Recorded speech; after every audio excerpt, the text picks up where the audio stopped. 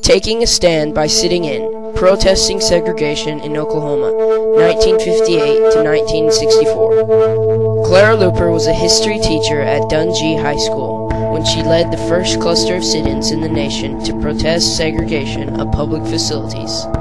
On August 19, 1958, she and a group of 13 teenage students attempted to order cold drinks at the lunch counter of Cat's Drugstore in downtown Oklahoma City.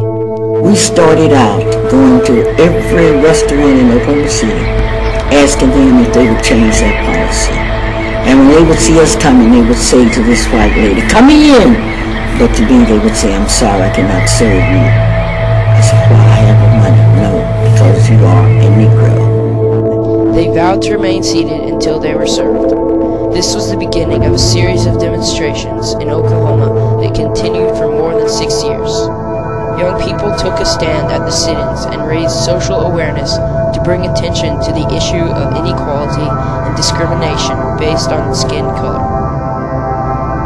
Even in the 1950s, Jim Crow was still deeply embedded in all aspects of Southern life. Blacks were forced to use separate toilets, drinking fountains, waiting rooms, parks, schools, libraries, transportation, hotels, and neighborhoods. Lawsuits, protests, and boycotts were early attempts to achieve desegregation. In 1954, the Supreme Court ruled segregation in public schools a violation of the 14th Amendment in Brown versus the Board of Education. In 1956, segregation was outlawed in public transportation as a result of the Montgomery bus boycott. In 1957, the militia was called out to force integration of public schools in Little Rock, Arkansas.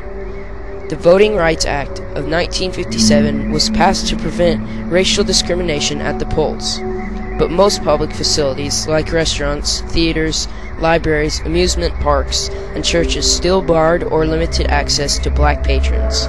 This contradiction was very apparent at the lunch counters of 5 and 10 cent stores like Green's and department stores like John A. Brown's. Black patrons could purchase non-food items, but they were not allowed to eat at the lunch counter, whether enforced by local ordinances or merely as a matter of custom and tradition. Owners feared losing white business if blacks were served. There was a growing dissatisfaction among blacks. They enjoyed civil rights their elders never dreamed of, but there were still barriers. The sit-in tactic was borrowed from the labor movement of the 1930s in the auto and steel industries. Workers sat down on the job, preventing production. At the lunch counters, protesters occupied seats with the conviction to sit until served. They were not served, they occupied seats, so no one else could be served, so the businesses lost money. The Congress of Racial Equality, CORE, established in 1942, was committed to changing racism and segregation through negotiation, mediation, demonstration, and picketing. CORE's principle of nonviolence, and later Dr. Martin Luther King's, was inspired by Krishnalal Sridharani's 1939 book, War Without Violence, which outlined Mohandas Gandhi's procedures for organized people and mounting a nonviolent campaign. Gandhi was influenced by the writings of Henry David Thoreau. The sit-ins marked a change in the civil rights movement, from the slow-moving results of courtroom litigation to the immediate effects of direct action. The success of the sit-ins showed that nonviolent, direct action and youth could be very useful weapons in the war against segregation. Civil rights activists had conducted sit-ins in at least 16 cities for several years before the sit-ins in Greensboro, North Carolina in 1960. The efforts led by Clara Luper in Oklahoma are recognized as the first sit-in clusters. In 1957, members of the Oklahoma City National Association for the Advancement of Colored People Youth Council began a project with the aim of eliminating segregation in public accommodations. The students were motivated by NAACP training and inspired by a play titled Brother President, written by their youth coordinator, Mrs. Clara Luper. I wrote a play for Black History Week, which was Brother President, the story of Dr. Martin Luther King Jr. It was a story where Dr. Martin Luther King gave us some points on how we could achieve our freedom through nonviolence. We studied it. I was able to present the play at Dungy High School, then in Oklahoma City, and then in Tulsa, and was invited to New York City. At that time, I took a group of children, thanks to the people in Oklahoma that furnished the money for us to charter a bus. And we went the northern route. At that time, black kids that had never had the opportunity to sit in a restaurant or to order a hamburger had the opportunity to sit down like other people and eat, and they loved it. After a year of planning, Mrs. Luper and her group walked into the local Katz drugstore on August 19, 1958, and began their first sit-in.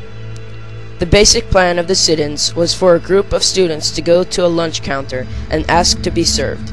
If served, they moved to the next store. If not served, they sat until the store closed or they were removed.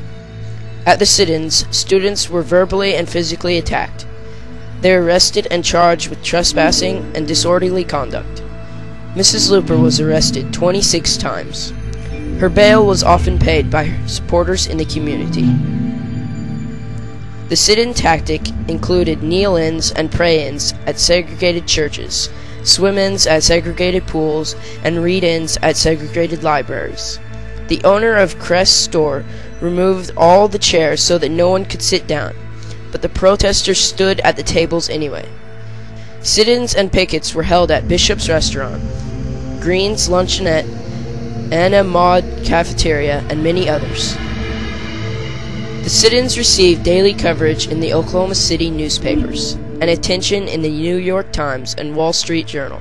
The demonstrators urged others to support the stores that voluntarily integrated.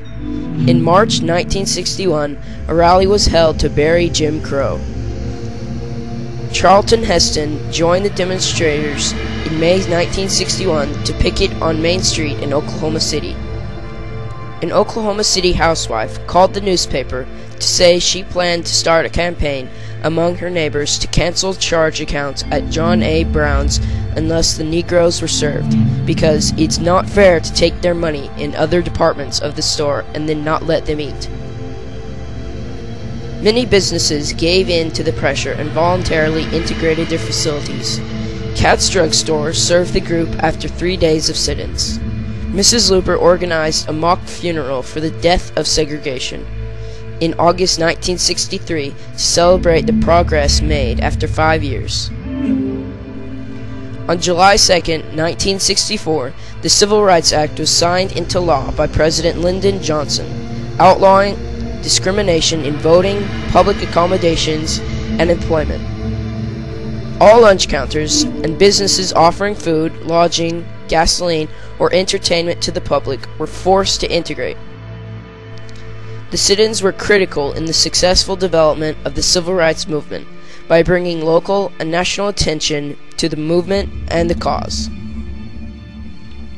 The effectiveness of nonviolent direct action was an important outcome of the sit-in protests. Mrs. Luper's efforts helped bring about a change in attitudes and practices in Oklahoma. After years of peaceful sit-ins, jail-ins, read-ins, desegregation in Oklahoma began to become a reality in restaurants, theaters, and public places. The American Civil Rights Movement began in the 1950s, slowly at first, with sit-ins like those led by Clara Luper in Oklahoma. It grew to involve hundreds of thousands of students and concerned citizens in sit-ins and peaceful demonstrations throughout the country. The result was a nation taking a stand against oppression and injustice. Because I know I never would have believed that we were making an impact.